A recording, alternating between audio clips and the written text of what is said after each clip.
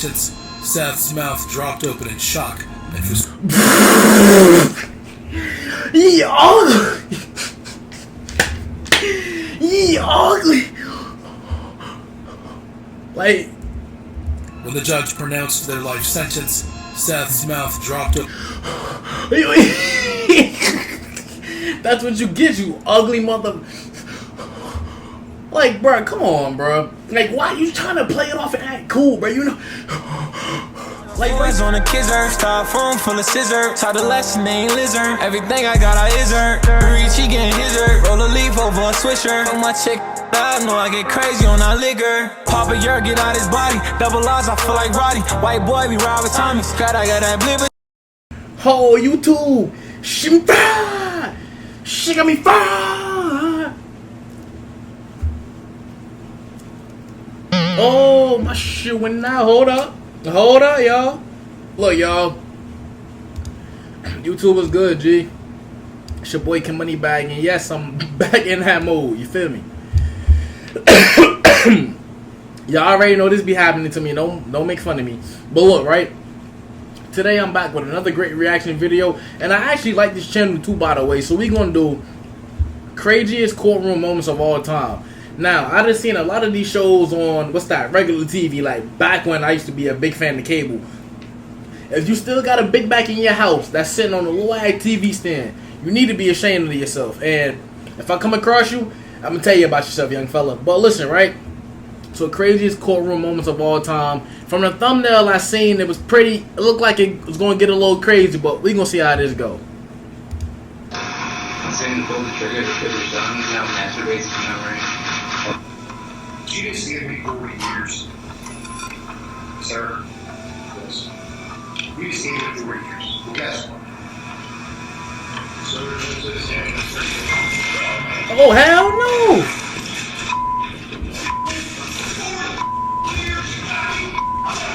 Hell no, bro, I need to crash out. It was crazy, like, bro, y'all saw him reaching automatically, and y'all just gonna sit there. Now, what if he was a little quick and with a bow? You get what I'm saying? And would I try to take him off the map? You know, we can't use certain words on YouTube. You know, and of course, respect for the kids and the lovely people that love me. Love y'all niggas. But what I'm saying is, right? Like, that's crazy, bro. You saw him reaching, and y'all moved a little too late, man. Now, what if Brody was a little fast and he would have shebang? You feel what I'm saying?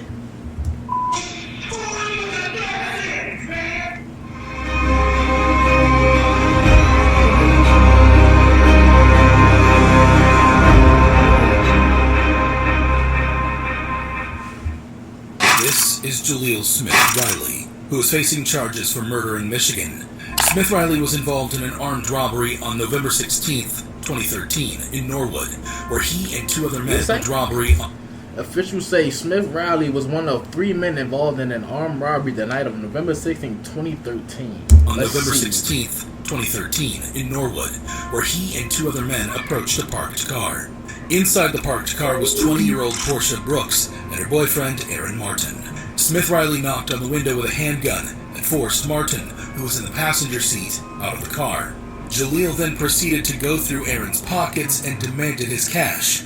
Once Jaleel had taken every dollar Aaron had, he then took his life with a shot to the head, causing permanent brain damage.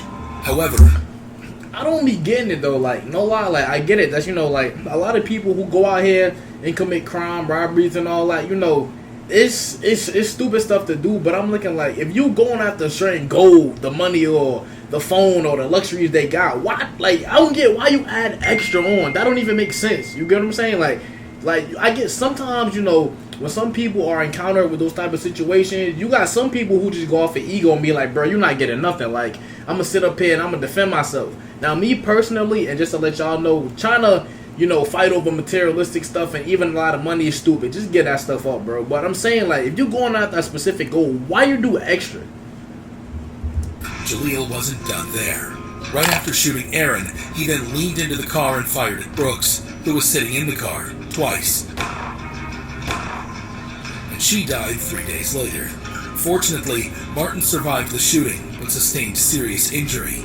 Before the judge announced the sentence that Jaleel would be facing, Portia's family got the chance to address the jury and the man who took their daughter away from them. Sharon Brooks, Portia's mother, brought the box containing her daughter's ashes to the courtroom, as she had for previous court dates.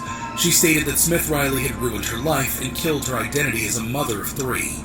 This is what I have left because of his greed, his selfishness, his complete disregard and disrespect of others and life. Nah, facts, and that's deep though. You get what I'm saying? Especially to be a parent, like you could just see like the disgust and like the repulsiveness like in her face, like the fact that like being a mom or even being a dad or even just like being a brother, big sister, whatever, you have that love and compassion for your loved one. So I'm looking like to just sit up here and know that your daughter's no longer here because somebody was mentally ill or wanted to do some stupid stuff. I know that's one of the fucking worst feelings in the world, bro. But as you can see, I get nothing back except the reality that she is gone. Tia Marie Brooks, Portia's sister, also spoke emotionally and requested that Smith Riley be handed the maximum sentence. I have to deal with life without Portia, so he should deal with life without parole. Then, Aaron, who Jaleel shot in the head, spoke to the court. If she's still here with us, and I think she will always be here. So she's our angel looking over us, helping us get through these hard times. As if Smith Riley's crime was not outrageous enough, his reaction to his sentence was even more dramatic. During the trial on August 11th, 2021, Smith Riley pleaded guilty to aggravated murder and attempted murder. However, he later decided to withdraw his guilty plea against the advice of his attorneys. From the beginning, this was an emotional day for the families of both of these victims, but when Smith Riley decided to reverse his plea halfway through the sentencing hearing, they were shocked, and his attorney, because it puts the death penalty back on the table. Prior to receiving his sentence, Jaleel was heard apologizing in court as what appeared to be a last attempt at showing remorse.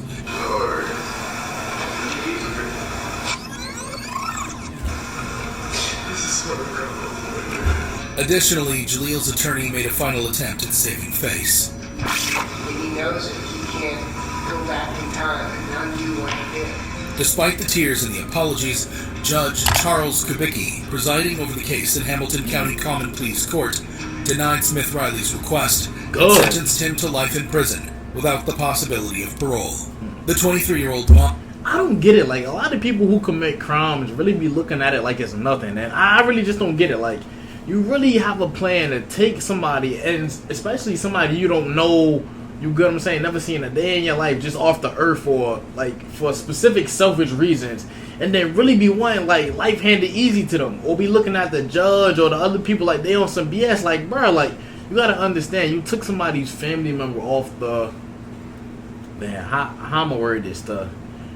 You did some things that will cause traumatic experiences forever to somebody else's family. I gotta kind of tweak it, but that's what I'm saying. They really be looking at it as like, why am I going through this? Like, bro, get your weird ass out of here. Monster that is currently rotting behind bars collapsed to the floor of the courtroom upon receiving his... Like, bro, come on, bro. Like, it's all dramatic. Like, bro, look how he fell out. Monster that is currently rotting behind bars collapsed to the... Like, come on, bro. You sat up here and did all that. You wasn't thinking about none of that when it came to these people's families or whatever had to go on. You get what I'm saying? You ain't have none of that stuff in mind. You was thinking about whatever you was trying to do, right? I'm gonna catch this lick or get whatever out of this person. Now you doing all that. Come on, bro. Floor of the courtroom upon receiving his sentence. Smith Riley also received an additional sentence of 11 years for a related attempted murder charge. However bad you think Smith Riley's case was, it can't be compared to the infamous case of TJ Lane. This is TJ Lane, who's facing charges for multiple murders in Ohio. TJ Lane was a convicted American murderer who gained notoriety after committing a horrific crime at Chardon High School in Ohio. On February 27, 2012, the Ohio Police Department responded to multiple calls from teachers and students that there was an active shooter in the building. High school, we had shots fired, gunshots, multiple gunshots. According to police reports, Lane entered the school and headed to the cafeteria. It was here that TJ Lane opened fire and killed 3 students and severely injured 3 others. 6 people got physically harmed at the hands of TJ Lane that day, but hundreds, if not thousands of people left Chardon High School on February 27, 2012, with intangible pain that will last through eternity. Glances of your friends laying all over the place, there's blood, there's people screaming, everybody's running in different directions, and you're just trying to get out. I saw a kid holding a gun, pointing it towards a group of kids. Do you remember the look on the gunman's face? I never looked at his face, I just looked at the gun. I still can't think about it all, because it's just so scary. Lane's actions sent shockwaves through the community. He was swiftly apprehended and charged with 3 counts of aggravated murder, 2 counts of attempted aggravated murder, and 1 count of felonious assault. Damn. As if the murders were not bad enough, Lane showed no remorse for his actions at the trial and refused to cooperate with his attorneys. Instead, he appeared in court wearing a t-shirt with the word killer written on it, and even gave the middle finger to the victims' families. During the sentencing hearing, Lane made a shocking statement. Same pulled the trigger to kill your son, now masturbates to memory. The statement caused... The same hand that pulled the trigger to kill your son now masturbates your memory. And like, what's crazy, bro? Like, a lot of people, when you really think deep about this stuff, bro, those people literally are just like the most like mentally ill and just out of place people in the world. Like, I mean, they're smart in some context because, you know, they even come up with these like type of ideas, or like how like those mentally ill people be trying to come up with strategies or ways so I can say like do bullshit. But what I'm really saying is, you know, to have that mental fortitude to not care and to even say that like to an innocent person's family, the hand that pulled the metal. I forgot I gotta tweak it. But the hand that pulled the metal now imbues your memory. Like that's crazy, bro. Like, I swear to God, I don't even know how people like be having a heart to do some of this stuff though. Like, for me, I wouldn't even be able to sleep at night, bro. Like, knowing that you cause some traumatic experiences to somebody else's family forever, and you know, you don't even know the bond they have with that person. You know, you got some parents that are shitty and don't even care about their kids, or some brothers and sisters that could care less about their family. But then you got some people who really like, man, like, I love this person. Mothers and fathers who will go out over like, you know, their sons, their daughters, you know, or like brothers that'll go out for their little brothers or whatever. But I say it's just crazy, bro. Like, outrage and disgust, not only among the families of the victims, but also across the entire nation. The judge presiding over the case, Judge David Fury, described Lane's behavior as heinous, unprovoked, and senseless, and sentenced him to 3 life sentences in prison without parole. Lane didn't even bat an eyelid when he heard his sentence. He remained emotionless and unremorseful. Lane's behavior and reactions were likened to that of a psychopath. However, not every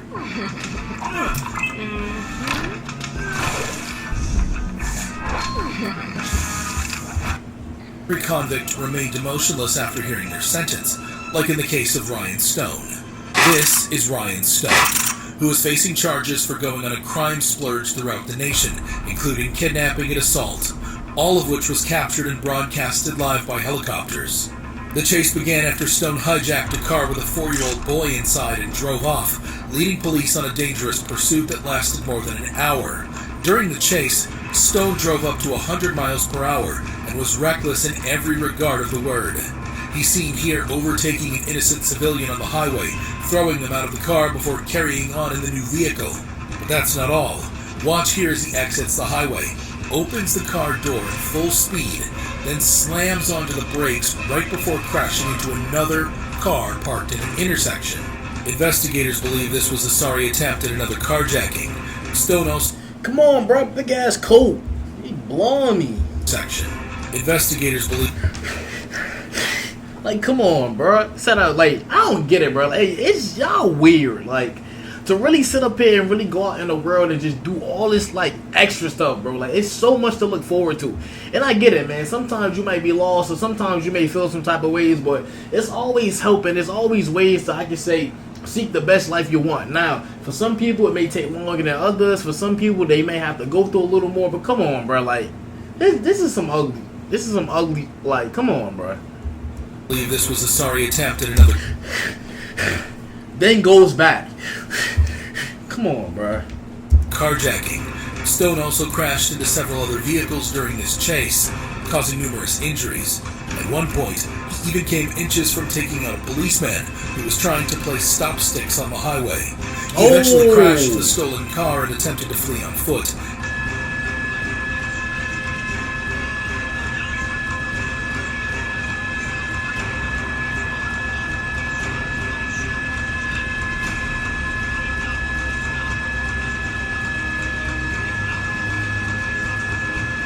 However, he was quickly apprehended by police and placed in a holding cell. As if Stone's actions weren't bad enough, he was caught on tape boasting about his actions to a friend who visited him in the cell. Hey, did you know I made the news in the UK and Australia? What? Yeah! My lawyer told me I made the news in the UK and Australia. If you type in Grand Theft Auto on YouTube, my shit comes up first. Ryan also believes that he should be compensated. Bro, you not cool, little ass fade. Yeah, she was on the news. Like, bro, little ass cut. YouTube, my shit comes up first. Yeah, bro. You type GTA, bro, shit come up first, cuz. Like, bro, you not cool, bro. Like, they be killing me. Yeah, bro, you go on the news, I'm there. Like, bro, come on, bro. I don't know, man. I just pray, for all my peoples, I pray y'all be safe, man. It's a cold world out here. But, like I said, just as long as you do what you gotta do, stay out the way and stay true to you, you'll be good. Ryan also believes that he should be compensated for his viral car chase because the news channels are using his car chase footage. I'm going to contact Council News or have you contact Council News or somebody. You guys are getting paid using my name. Stone was charged with 26 crimes involving kidnapping, motor vehicle theft, assault, and eluding police. Stone's sentencing hearing was emotional. In court, many of his victims and their families could be heard speaking about the impact of his crimes on their lives. Some spoke of physical injuries they had sustained in the crash, while others described the emotional trauma they had experienced due to the incident. Stone spoke at the hearing. He cried, expressed remorse for his actions, and apologized to his victims. Isn't it ironic that in the same week, Ryan was captured in the video on the left, laughing and boasting about his crimes, and on the other video on the right, he's seen crying and begging for sympathy from the court, as he finally realized the severity of his actions. Despite his apology, the judge in the case was unmoved, noting that Stone had shown a pattern of criminal behavior and that he posed a threat to society. The judge handed down the maximum sentence possible. Stone pleaded guilty to all charges and was sentenced to 160 years in prison without the possibility of parole. Stone was in tears when he learned he will become eligible for parole after win? Stone 30 was sentenced to 160 years in prison. He will likely become eligible for parole after 75. Damn, Lord, bro, you done. 60 years in prison without the possibility of parole. Stone was in tears when he learned he'd spend the rest of his life in prison. Stone blamed his actions on drugs, and his show of remorse might be sincere. However, some convicts are rather shocked by their sentences, like in the case of Seth Welch and Tatiana Fusari.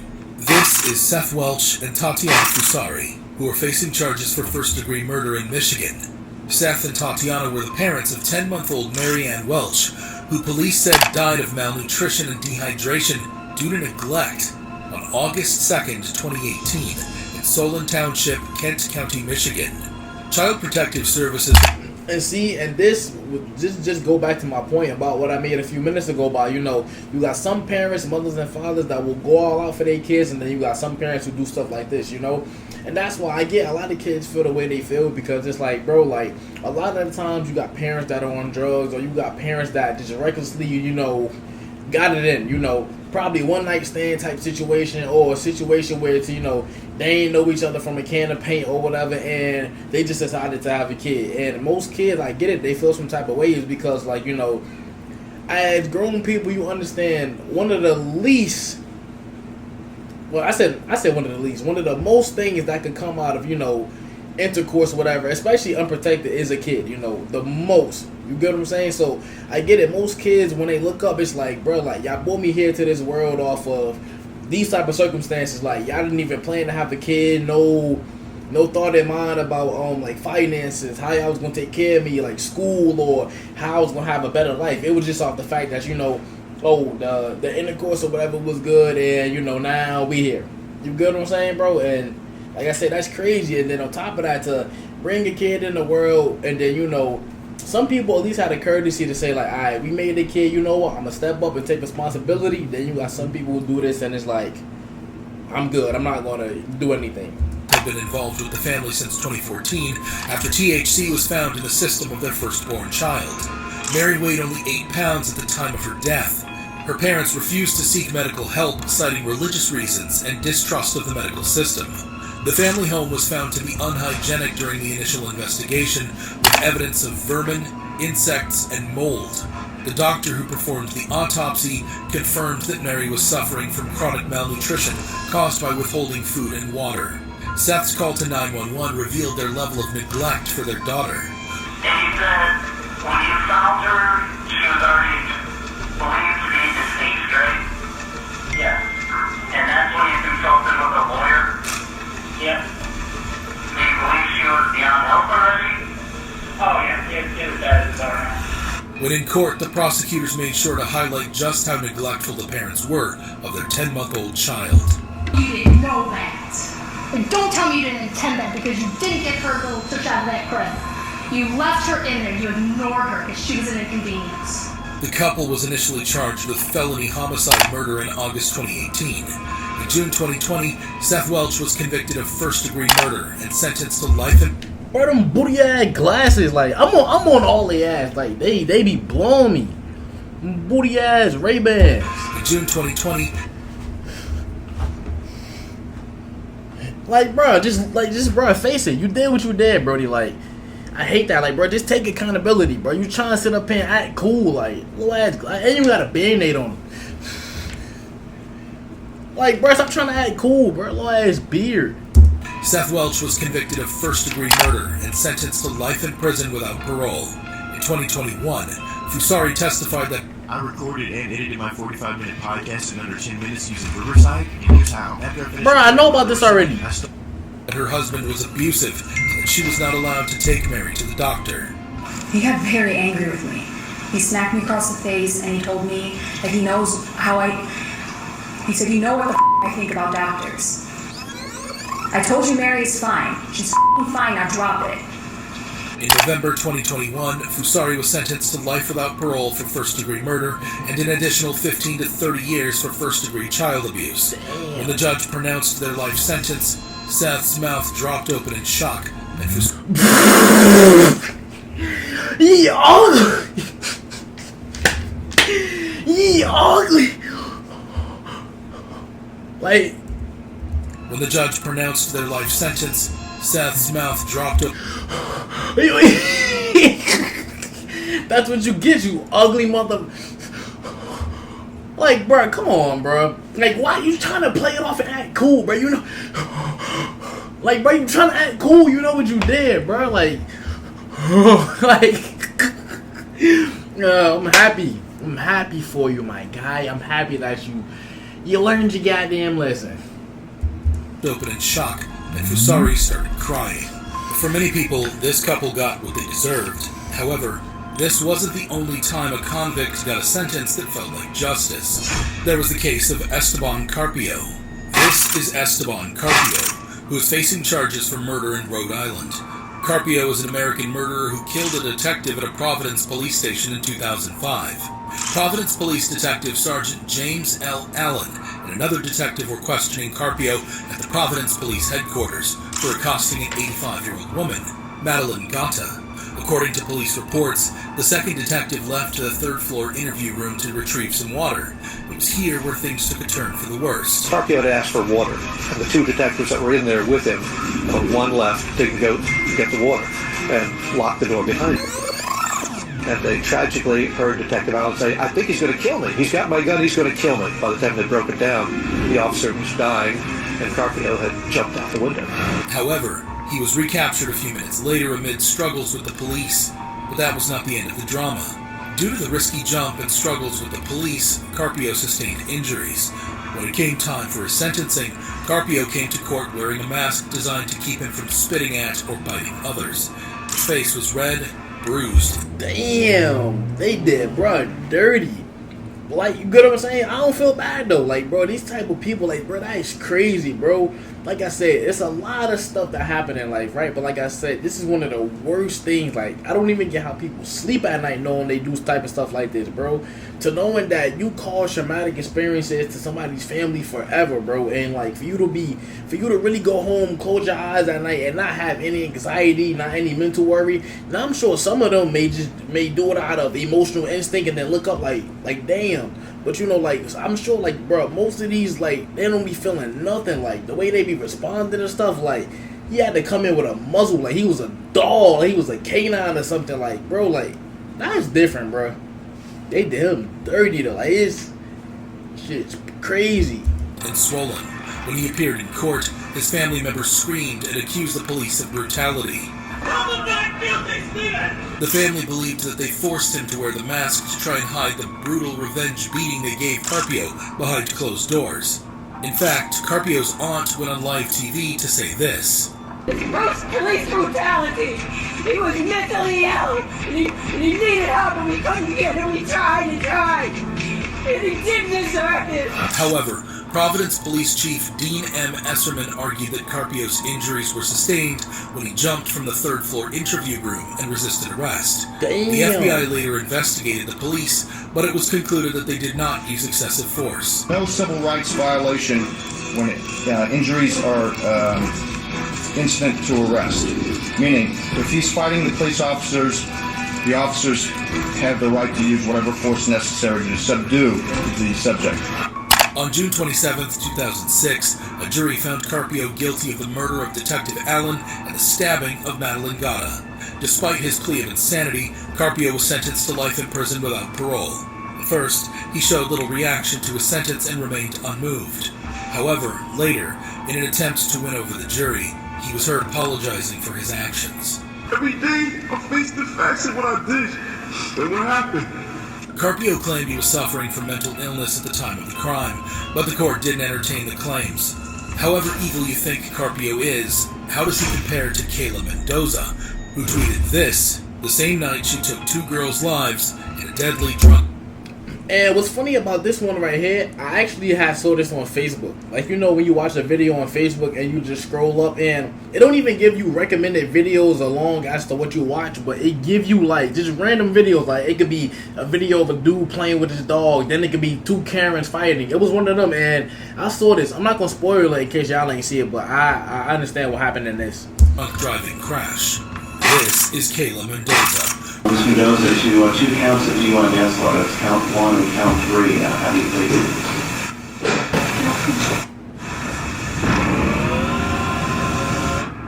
plead? Wait, this look interesting. I know I said I don't want no ass, but nah, I'm good. Let's get back.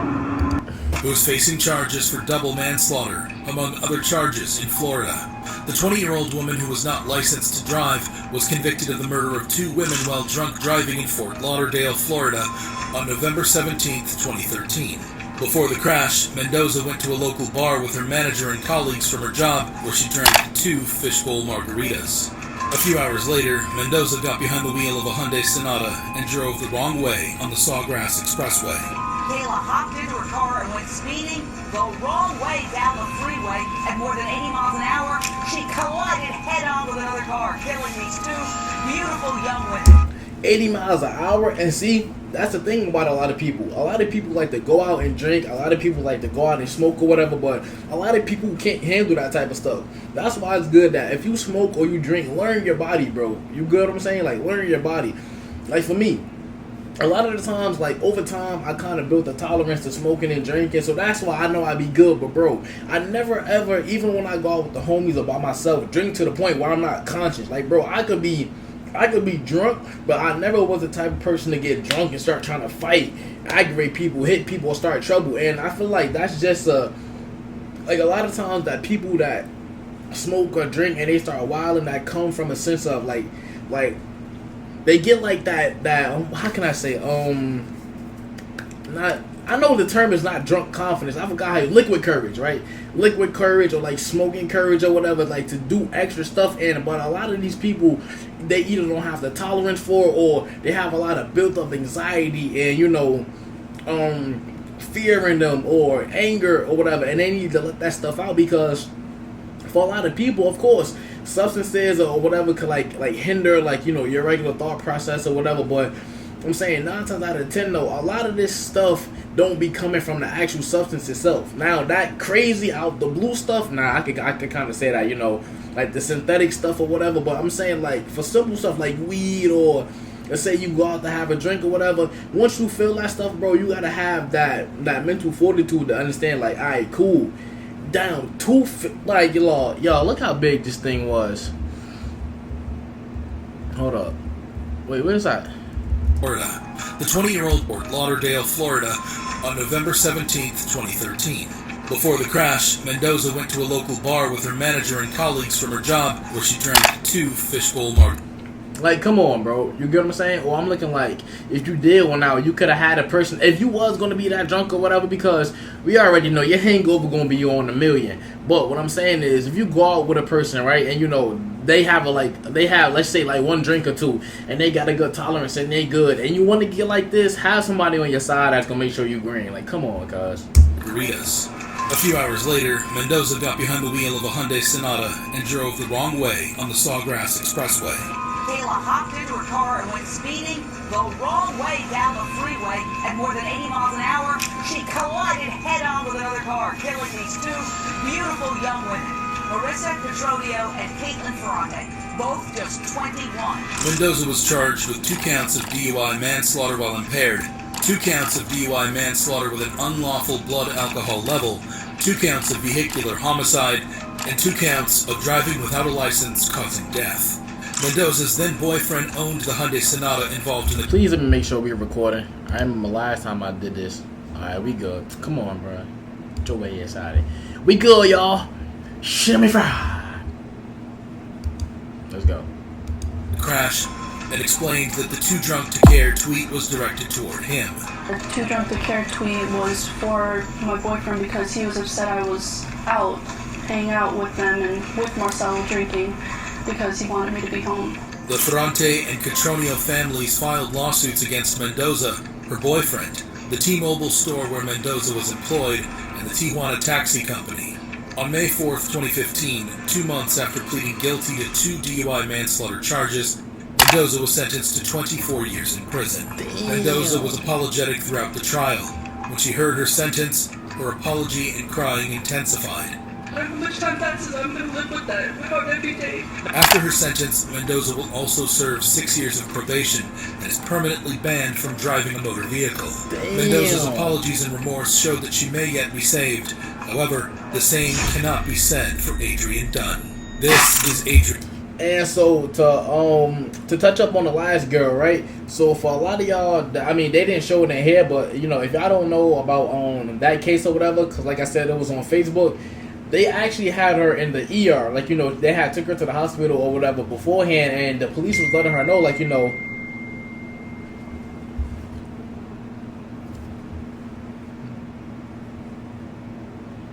hold on, y'all. Hold on, y'all. Give me 2 seconds. Bye, y'all. But yeah, so like what I was saying, right? So they actually had Shorty in the ER, and the police was explaining to her, like, you did some traumatic experiences to 2 people, right? And she was saying, like, oh no, like, I guess, like, she wasn't aware of everything. Like, she was aware that she was driving, but she actually didn't understand the concept of what they were saying. Like, you're going to jail after this. She like, oh, for what? Or, like, oh, nothing's wrong. Or, like, oh, like, I'm good. I'm aware of everything, but not even knowing that she fully did that to these people. Adrian Dunn, who is facing charges for murder in San Antonio. Adrian, an ex-convict, was sentenced for the murder of Rakim Tariq Charles. Police said that Adrian shot Charles in the back during a drug deal in a parking lot on July 16, 2012. To make matters worse, this wasn't even Dunn's first encounter with law enforcement. To prison twice for possessing a firearm after this murder. He committed another shooting a month before this murder. And he's shown 0 remorse. Prosecutors urged the jury to impose the maximum sentence, noting that Adrian had an extensive criminal history and had shown no remorse for the murder. Prosecutor Jason Goss can be seen here holding the hand of the victim's parents. before arguing to the jury that a life sentence was necessary to prevent another family from suffering as Charles' family had. Her son, who has to suffer, and this family who has to suffer because of the defendant. And that's why we're asking you for a life sentence. If you thought the crimes were horrendous, wait till you see how Adrian reacted to his sentence. Throughout the trial, Adrian showed no remorse and couldn't have been less concerned. He was found guilty of the crime. Still, his attorney argued that a sentence of 35 to 40 years would be more appropriate. His reasoning? Don't give Adrian a chance to go into prison and try to make something of himself so that when he gets out, if he ever gets out, he can try to be an asset to our community. However, the jury deliberated for just 2 hours before returning with a sentence of life in prison. As the jury's decision was read out, Adrian began to fight with Bexar County Sheriff's deputies, attempting to escort him from the courtroom. Dunn's behavior was marked by profanity and outbursts. He was eventually subdued and removed from the court. Adrian's case can be termed a drug case gone bad. However, while he remains stoic and Hey! Stop training people in Brandon, person. I get it, bro. Money. Brandon, I get it, bro. I get it, my guy. I get that, you want to sit up here and get your money, my boy. I like the fitness thing that you're doing, but I'm trying to record a vid, man. Stone Cold Steve Austin friend looking at it. Personal trainer. bad if there are other convicts who break down in court and feel genuine remorse for their actions, like in the case of Ellis Nelson Ortiz Nieves. This is Ellis Nelson Ortiz Nieves. The bruises, some of the bruises were in the shape of a belt buckle. I ain't gonna let you sit here and say no crazy shit about me, man. No, man, because he's saying shit he don't even know, man. He's facing charges for the murder of an infant in Michigan. The cause of death was physical abuse, which was later ruled as murder. The 4-year-old boy, Giovanni Mejias, was the son of Ortiz Nieves' girlfriend, Sonia Hernandez. Sonia claimed she had no involvement in the crime. However, her neighbor had a different side of the story. Sonia was well aware. She was well aware of what was happening because she told him that was his responsibility to whoop them. Ortiz Nieves denied abusing the boy, but the judge and prosecutors believe his beating the child resulted in his death. Kent County deputies reported that when they arrived at the Gaines Township trailer, where Ortiz Nieves was left to care for several children under 11, it was here that they found Giovanni left on the kitchen floor. An autopsy showed that Giovanni died from internal bleeding caused by an abdominal tear, which would have been caught. An autopsy showed he died from it, and if he died from internal bleeding caused by an abdominal tear, it was an injury that would have been caused by an adult, not a child. Investigator said a nearly 2-inch tear in the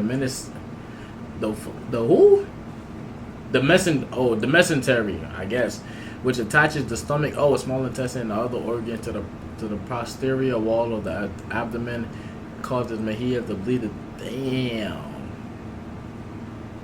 And 2 broken. Caused by an adult, not a child. During the trial, Kent County Circuit Court Judge Mark Trusock can be heard condemning Ortiz Nieves' actions, reprimanding him in very strong words, and insisting that he should never be allowed out of prison. You are the lowest form of human life that I've been able to observe or see. That you committed this murder and that you beat this little boy to death. The judge described the injuries suffered by Giovanni before his death, causing Ortiz Nieves to become upset and struggle with deputies, who had to remove him from the courtroom. You had put cigarettes out on this poor little child. There was evidence of that from the pictures. Anybody says anything back there?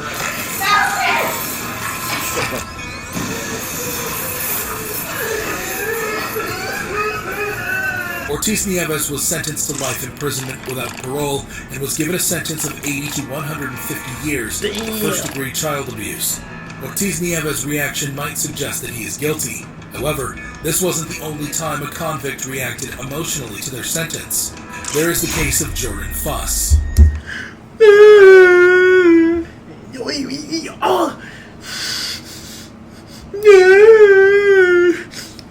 Let's see, y'all. This is Jordan Fuss. I'm sorry. Bro, who sorry. Sorry. Bro, Why, Shawn Michaels cut. Sorry.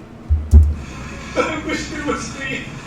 He did not deserve it. I did. Facing charges for manslaughter in Fort Lauderdale, Florida. The 22-year-old was found guilty of DUI manslaughter in a 2014 crash that claimed the life of 6-year-old Santiago Geraldo. Foss, shaking uncontrollably as he entered the courtroom with his family, had a blood alcohol level of 0.21%, which is more than twice the legal limit. He was traveling over 90 miles per hour on Sterling Road when he crashed his 2004 Infiniti G35 into another vehicle at Davie Road just before midnight on October 3rd, 2014. Damn! Prosecutors had sought the maximum sentence for the crime. Fuss' attorney argued for a reduced sentence, stating that his client had been so remorseful that he had contemplated suicide. However, prosecutors stated that Fuss had admitted to using alcohol and smoking marijuana since the crash. The Geraldo family cried in court, while the defense argued for a lighter sentence.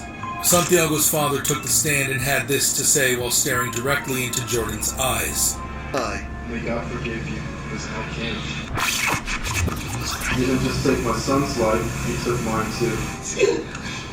During the... Nah, I feel that shit though, bro. Like, at the end of the day, man, like I said, for the parents that, like, even for me, you know, like, I got a little brother, and I got friends, I care about my family and my peoples or whatever, right? So it's like, when you genuinely want the best for your people, bro, a lot of stuff hit, even if it's outside of you, but, you know, like, you make that a part of you, man, like, you know, to be a loving person, to care for your people. So, and, like, look, you can see, like, the sincerity, like, in his dad. You took my son's life, you took mine too. You get what I'm saying, bro? Like, you could just see, like, at the end of the day, like, he really cares about his son, man. And well, I'm just speaking from this. You know, I don't know this guy. I don't know the relationship he, like, you know, how he treated his son or whatever. But I'm just saying, like, you know, like, you can see the sincerity, and, like, you can see, like, you know, like, when you actually have a care for somebody, bro. You know, like, you know, you I can say, I'm trying to explain it without, like, making it seem like, you know, I can say, like, in our own.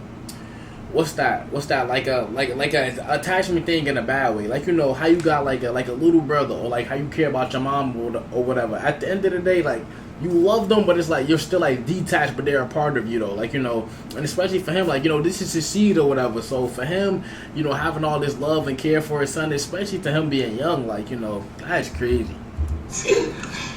During the trial, Foss can be seen apologizing to the victim's family in tears. I'm sorry. I'm sorry. I'm sorry. Like, come on, bro. Little ass Shawn Michaels cut. I wish it was me. He did not deserve it. I did. He also expressed his love for his family members and girlfriend, whom he met online after the crash. Then came the verdict, as Jordan was sentenced to 14 years in prison. Court imposes the lowest permissible prison sentence allowable by Florida's Criminal Punishment Code, 14.625 years. He continued crying as he learned his fate. I love you guys so much. I love you.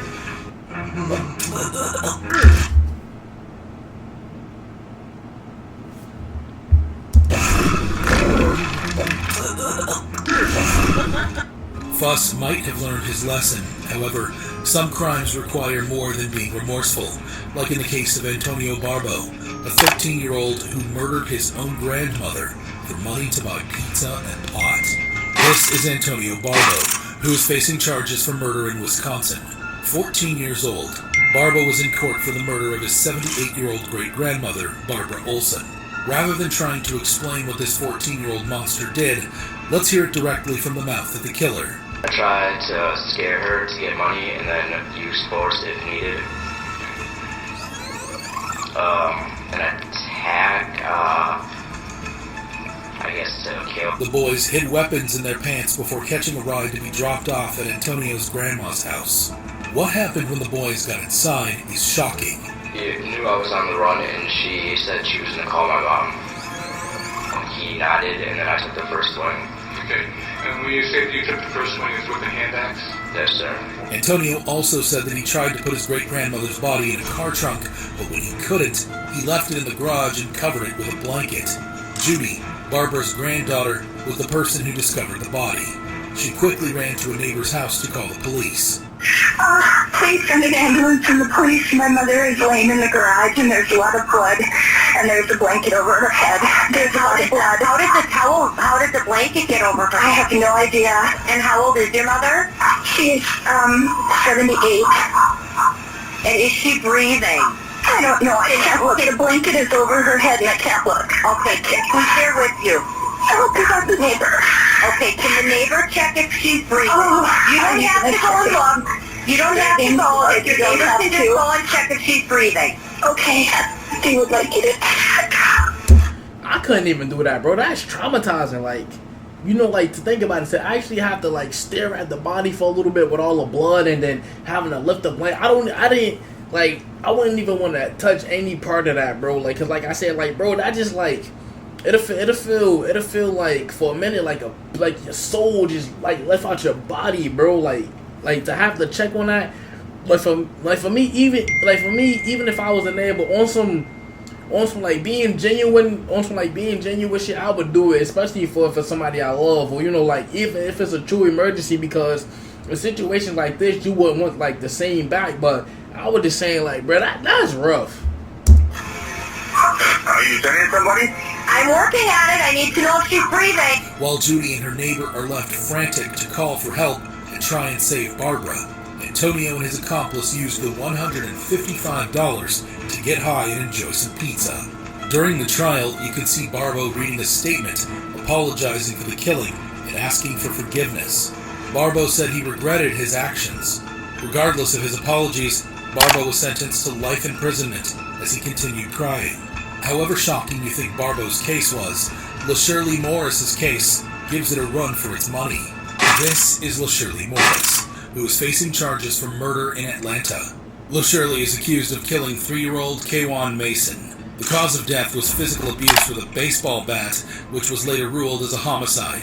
The incident occurred October 21st, 2017, when Morris beat the boy as punishment. But what punishment could be so severe that a child is beaten to death? Well, listen here. And then a violent death for taking a cupcake from the kitchen. A child... Bruh. You sat up here and did traumatic experiences to your son for taking a cupcake out the kitchen. I mean, if he had too many sweets already, or he wasn't supposed to be eating it, all you had to literally do was explain that to him or take it. You get what I'm saying? Just teach him the importance of not eating too much sugar at once. Like, bro, y'all be on some bullshit. Like, I don't know. Like, y'all are weird. You get what I'm saying? Like, I said, for me, if my son would have did that, I'd have just told him the importance of not having too many sweets at once, or if it was time for him to go to bed or something, then I would have fired his ass up. You get what I'm saying?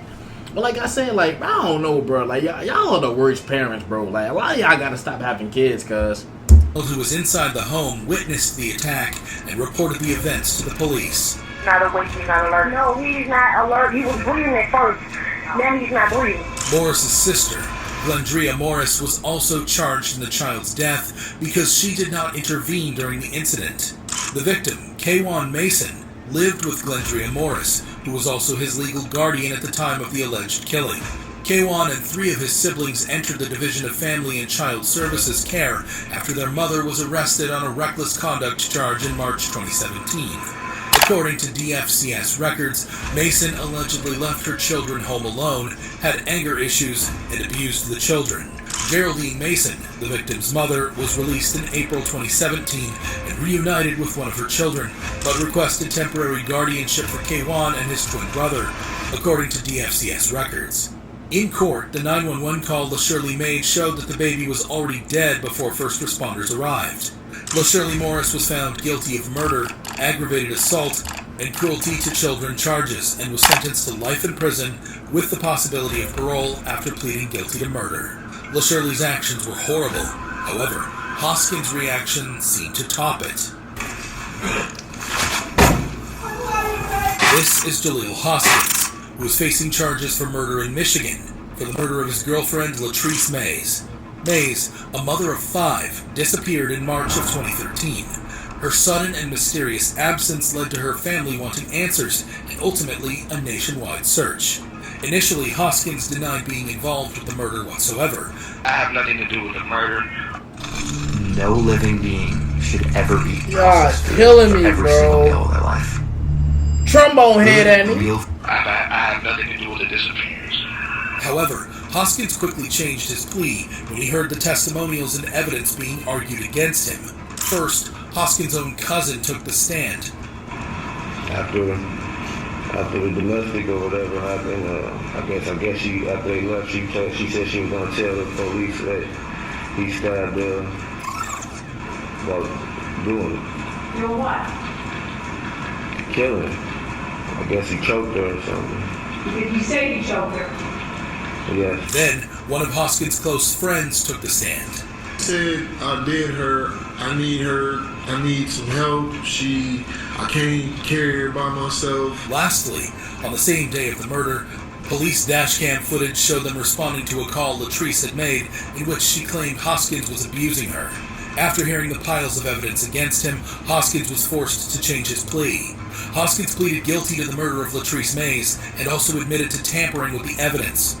Hoskins, a habitual criminal offender, decided to take Mays' life because he was afraid she would report his assault on the father of 2 of her children to the police. Hoskins was initially charged with open murder, which carries a mandatory life sentence without the possibility of parole. Mays was afraid she would not regain custody of 2 of her children if she did not cooperate with law enforcement in the assault against the children's father. Hoskins was given a maximum life sentence in prison as a repeat offender. He attacked the podium before being restrained by police.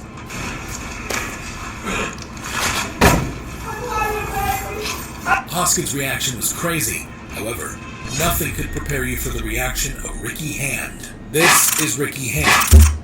Boy, his shit like a thumb. His shit like one of these. Especially this part. Ugly ass. Like, it's shit like one of these. A Springfield man possibly facing new charges tonight after he throws urine and feces on his attorney in court. She just gave me 40 years. He was facing charges for multiple robberies in Ohio. Ricky had been on a robbing spree, hitting numerous local convenience stores late at night and running off with some extra cash. However, this crime spree would soon come to an end the night he decided to try his luck with John's drive-thru. In the footage here, we can find the owner of the shop beginning to close down for the night. Little did this small business owner know, there was an armed Ricky Hand lurking the building. As Ricky began to make his way to the door, he's greeted by the owner who is armed and begins firing to scare Ricky off. After this failed robbery attempt, the shop owner called the police to inform them that there had just been a robbery attempt that resulted in a man getting shot. Yeah, this is John's drive-thru, West Main Street. A guy just tried to rob me and I shot him. He ran out the back door. I think I hit him. It would only take a couple of days for Ricky to admit himself to a hospital in order to treat the bullet wounds he left John's drive-thru with that night. It was here police arrested and questioned him about that night. I did try to rob John's drive-thru. He got shot 3 times. I did the crime, I ain't gonna lie. I was gonna do it. When the case took to the courtroom, Hand was sentenced to 40 years.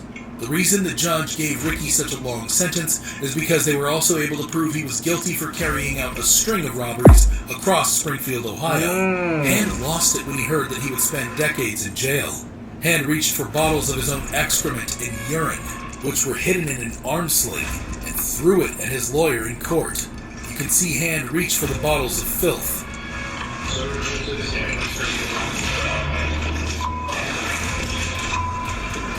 As a result of the courtroom incident, Hand was charged with an additional 5 counts of harassment with bodily substances, 1 for his attorney and 4 for the deputies present. He's also charged with obstructing official business and retaliation. If you thought these reactions were shocking, you'd be amazed at this video of dangerous killers who wanted the death penalty. Oh man, like y'all, let's go. Like y'all, how I said before, man, this is interesting. Like, I really love this channel, Courtroom Consequences, man. This channel is very, very, very interesting, man. Yo, y'all go check that out, bro. Y'all go get a feel of, like, how it is for all these crazy people out here in the world. But y'all, I appreciate you for y'all for watching with me. Remember y'all, for all y'all who smoking, shimmy fry. If you smoking and somebody tell you to spark up, all you gotta say is that shit got me fried. I can't smoke it. But for y'all, I love y'all, man. I'm Boy Money Back signing out. Turn up with your dogs or you gon' turn up by yourself?